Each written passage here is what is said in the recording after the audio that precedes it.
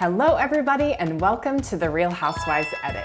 My name is Elle and I'm here to talk about the two loves of my life, editing and housewives. I am here to do a special video for you guys because I hit 3,500 subscribers and I've even gone beyond that. I am just so amazed by it. I know you guys have heard this a million times, but I was so just happy with like 100 subscribers. You can look at some of my earlier videos where I was like begging you guys to get to 100. I cannot believe we are even at 3,500 and beyond. Now I have all sorts of dreams of making this my full-time job, I'm sure, which is what every YouTuber says, or anyone who makes videos on YouTube who has even just one person subscribe. But truly, like, I have so much fun with this. I absolutely love what I do in my day job. You know, I work with businesses and brands in video editing and creating videos and getting, you know, people on video.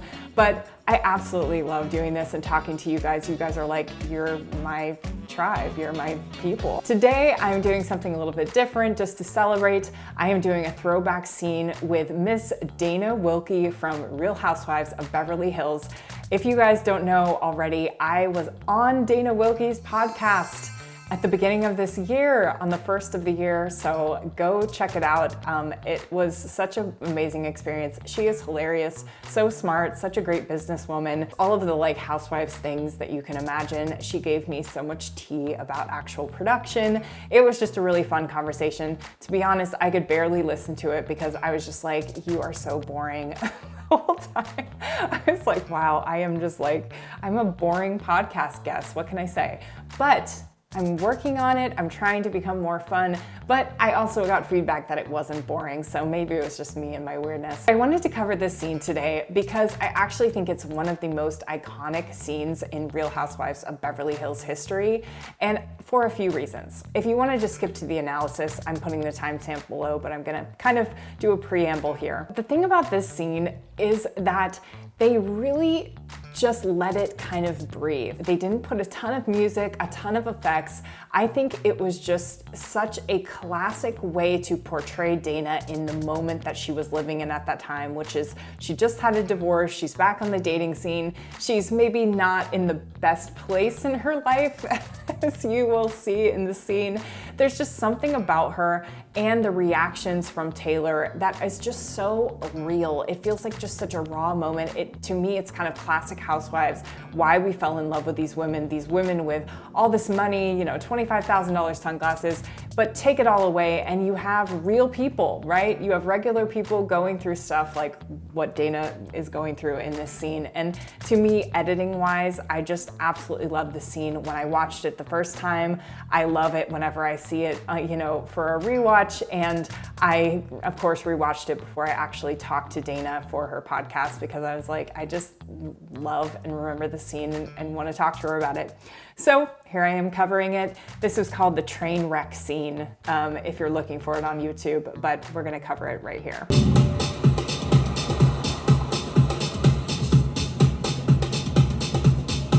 Okay, so they start out with this sort of like, oh, it's gonna be a fun, silly lunch. You have Taylor walking down the street looking like $1 million.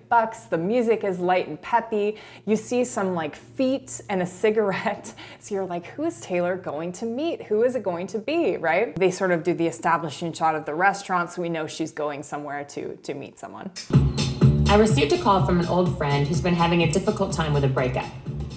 Hello, gorgeous. Oh, hey. Okay, and then she says, you know, an old friend. So it's building a little bit of suspense in us. We don't know who this old friend is. And it's setting the stage for the entire scene, just her saying that one line, she's going through a bad breakup. So we as the audience lean in a little bit. Ooh, drama. Someone's going through something bad. What's this gonna be? Is she gonna cry to her the whole time? Is Taylor gonna, you know, be big sister vibes and like get her through this? What is she going to do to help this friend out? And do we know this friend, right? How are you? You look relaxed. You have no idea how relaxed I am. I guess I'm about to find out. Looking good, feeling good, let me tell you. Are you? Okay. So the music changes to sort of like almost like a clownish type cue. You have no idea how relaxed I am. And she gets up and she's just like, you wouldn't even believe how relaxed I am. She had her feet up on the table. You know, she's like looking good, feeling good. So already, you know, we know her from previous seasons as a housewife, but already we're kind of getting introduced to this idea that something's a little askew here. Someone was smoking a cigarette inside the restaurant with their feet up on the table and then saying, you know, I'm looking good and feeling good. It's got a Countess Luann vibe after she got, you know, arrested. Like it's just, there's something about it that just feels incongruous, and I just absolutely love it. And the music kind of lends itself to that. Are you dating anyone? You're not dating. Why? You didn't go back out? Oh my God, it's the best.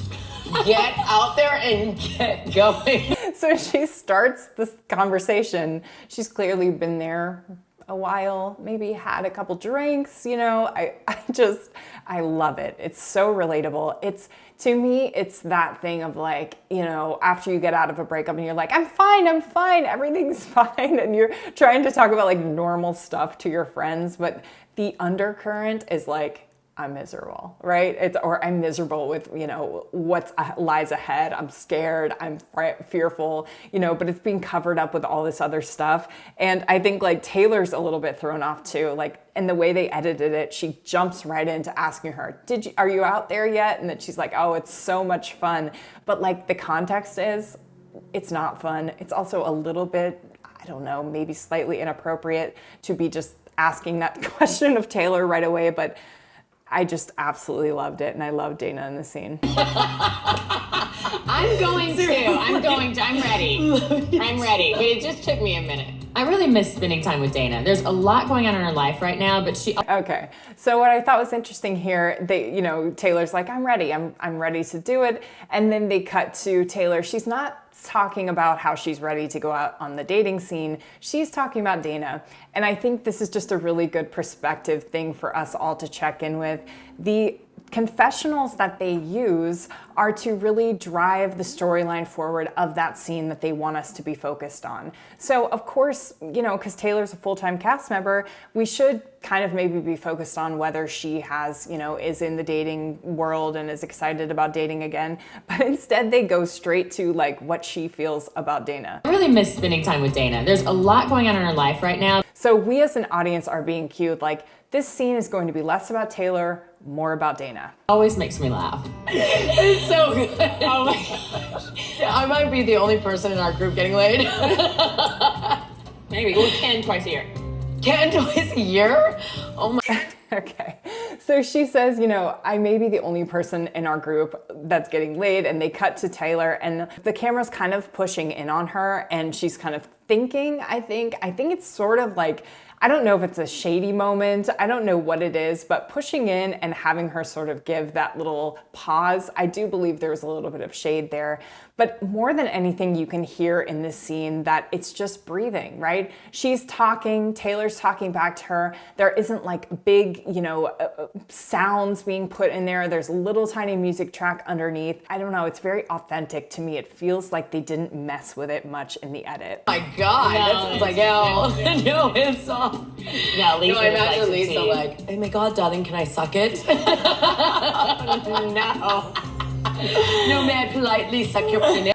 Okay, so also the vibe of this that made me laugh so much, that feels so relatable, is like, I'm sure we've all experienced like being around someone who's had more drinks or got to the bar earlier than us, and they're just in a great mood and you may not be in that same spot yet. And so you're trying to kind of get there like without, you know, taking a bunch of shots. But I just can see it on Taylor's face. She's trying so hard to like be fun, but Dana is... Not only is Dana just relaxed because of, you know, having been there a minute, but she's also just, to me, she's just one of those people who just lives out loud. That's kind of the experience I had when I was talking to her for her podcast too. Like, she's just like out loud, just out there, like, I'm doing this. Oh, do you have this tea? Oh, this is what happened. Like, she isn't really like, I would say she's a good definition of like an open book. Like, she's just very like out there. And I feel like Taylor's not. So that's why I think it made this scene even funnier. Your penis, please. I drink a lot and I'm okay with it. And I a lot, and I'm okay with it too. Just so you know, I know. That to me was an edit and one of the funniest edits in the whole scene. So she's finishing kind of making fun of Lisa and Ken, and then while they're on the back of her head, you hear, I drink a lot. And you kind of might be thinking like, is this gonna be a confessional? But it's not. It's not. It goes straight back to her, and it's so funny. I've talked about this in other videos, but comedically, something that is so funny to me is where someone's laughing and having a good time, and then all of a sudden they cut to them and they're totally stone-faced. That's exactly what they did here. She's like, I drink a lot. You're like, oh, is it gonna be a confessional? You cut to her, she's totally serious, and she's like, and I'm okay with it.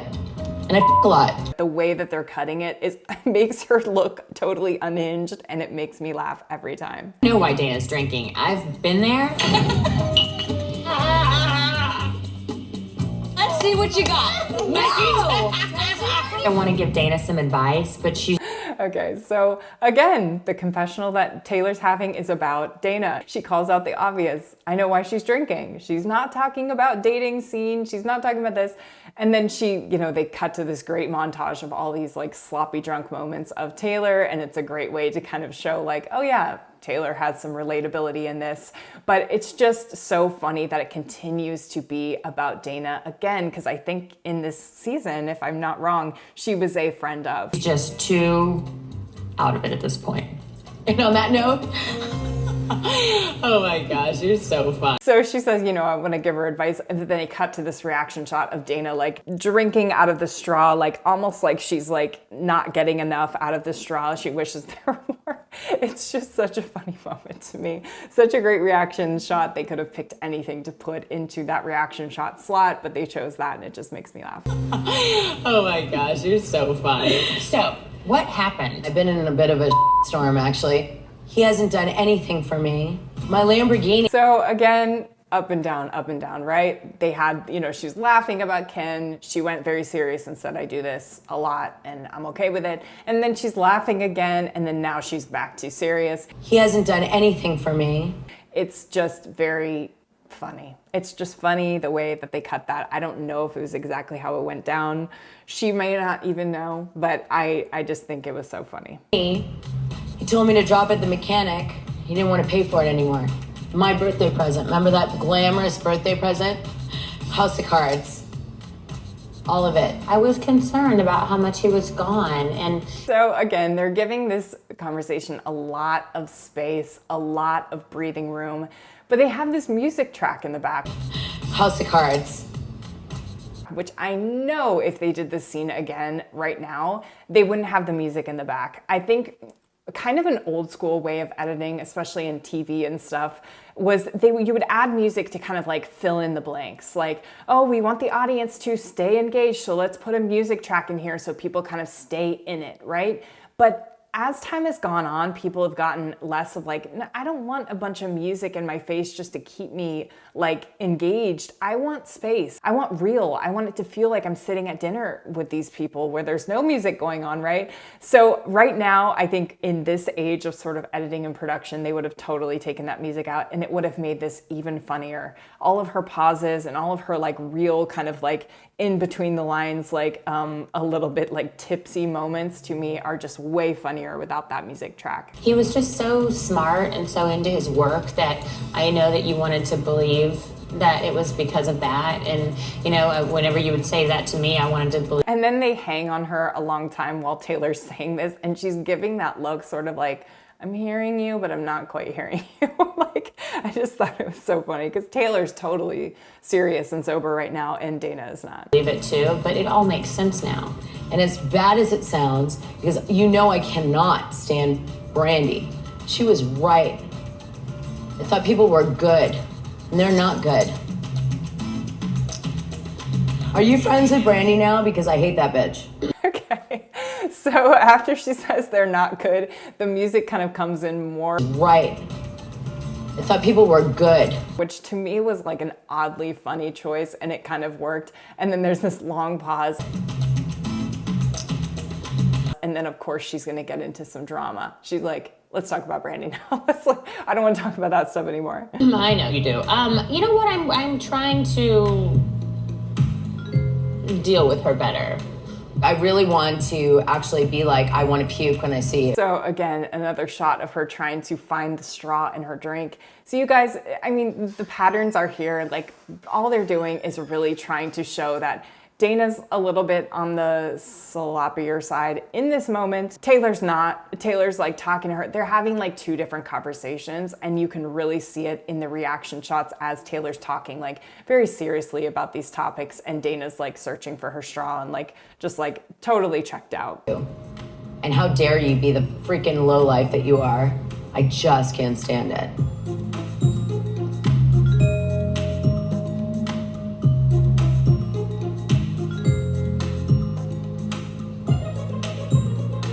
Come on. The only reason that Brandi even knows any of us. Okay. That moment is one of the best in Housewives history. You can at me on that. That was editorial genius right there. Just when you thought that pause was over, it wasn't.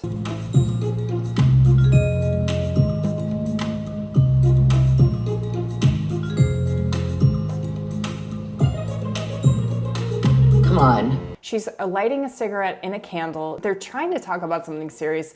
Taylor's trying to be serious. You cut back to Taylor. Taylor's looking at her like, what am I looking at here? Like, it is so funny. And again, you think, okay, they're gonna pull us out of this pause soon. The cigarette will be lit quick. You know, usually they would just cut right out of that.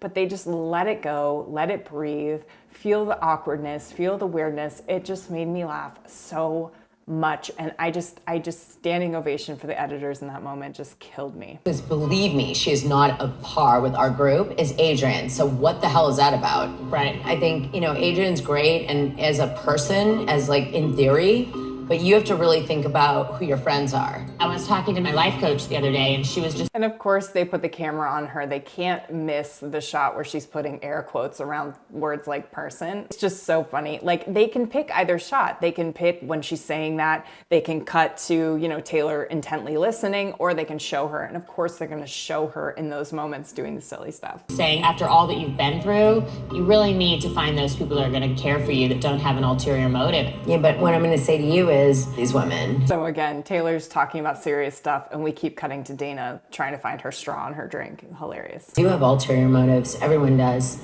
You better have your guard up, because these people, they may not have your back. They really love themselves, all of these women. I'm not sure they have enough room in all of their love for themselves to love you. Trust me. Of course, at the very end of the scene, she starts speaking facts. It just makes me laugh because she's just like, she's been kind of a mess. She's like, you know, what they call a train wreck. And then all of a sudden she's like, she comes out with this like, where you're like, oh, that was actually like right on. Like she's right on. Trust me.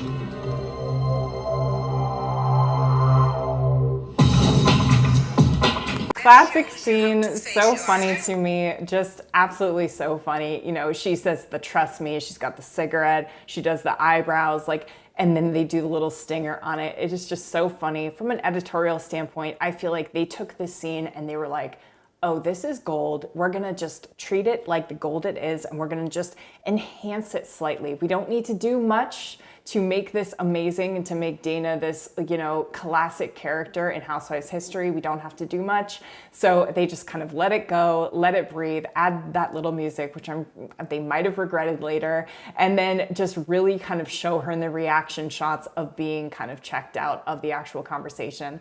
Made me laugh so hard. It's such a classic scene, and I just really had to break it down with you guys. I hope you enjoyed it. I hope you enjoyed listening to the podcast. If you haven't, go over there, go to her Patreon, listen to it. Tell me if I'm boring or not. I had a great time in the conversation, but I just hope I was an exciting enough guest for her people. So thank you guys so much for watching, and until next time. And all of a sudden, I see Chris. So he comes over a little, you know, so for like a good 2 minutes, I'm just like looking straight. But you know how you can see someone from the side? Like, hi, I'm Jeffrey. He's like, hi, I'm Chris. I said, okay. I said, well, my husband's name is Chris too. He said, oh, that's a very common name. You know, a lot of us Chris's, we're all alike. I said, oh. All right, we're gonna leave it there.